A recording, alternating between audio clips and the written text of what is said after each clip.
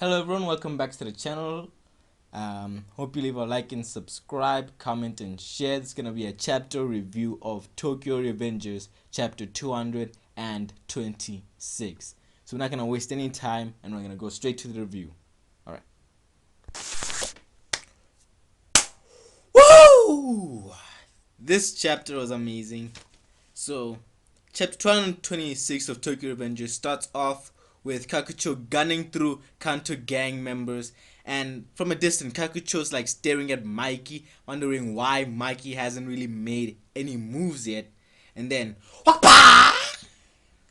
Suddenly Haruchio whacks Kakucho with a steel pipe to the back of the head. No matter how strong you are, it's much easier to use weapons, he says. But then Whata!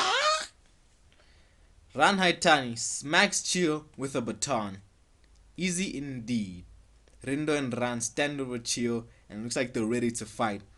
Then there's some panels with like Mochi fighting some Kanto guys, but that's not important because we're gonna move on to the meat of this chapter, which is the three first generation Black Dragons versus Terrano South. South compliments them on how they defeated 100 members of Rokuhara.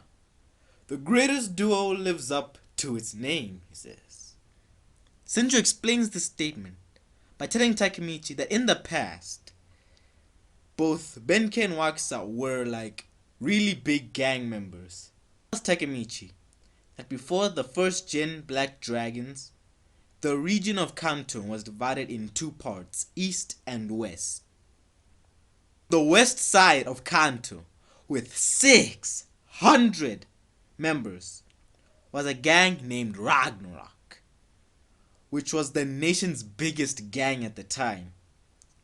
And their leader was the guy called Redcliffe, that once walked out of a fight like completely covered in blood. His name was Araoshi Kaizo. I butchered that pronunciation, but we know him as Benkei in like modern, in like right now, in the current chapter. In order to rival Ragnarok, 12 eastern gangs merged together to make Kaido Rengo. Again I butchered that. The gang that would be Ragnarok's counter. The leader of Kodo Rengo was a feared man nicknamed like White Leopard. His name was Imaoshi Wakasa. The gangs feuded aggressively, but then Shinichiro Sano, Mikey's older brother, not only stopped the fighting but recruited both members into the first gen Black Dragons. Senju goes on to say that there's no mistaking that the toughest brawlers in Japan are those two, Benkei and Wakasa. Vivo! Come at me, legends. And so, that's where the fight begins. Benkei and Wakasa, who are Brahman's strongest, versus Terrano South, the leader of Rokuhara Tanda. And that's where the chapter ends.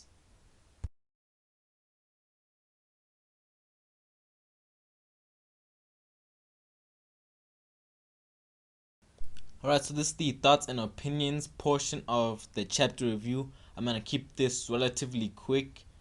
So, first let's start off with the big reveals on who Benkei and Wakasa were back when they were back before they were the Black Dragons. They were like these really big, like big shot gang leaders of like these two gangs that literally divided an entire region.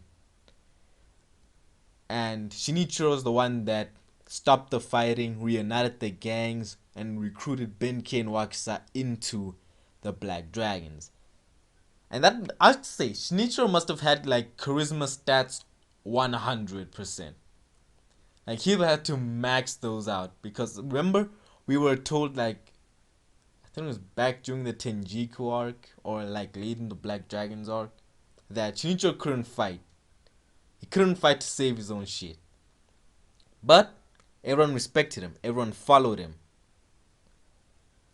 And even though he could not fight, he still became the leader of literally one of the biggest gangs at the time, the first generation Black Dragons, which has been alluded to as the best generation in terms like peak performance.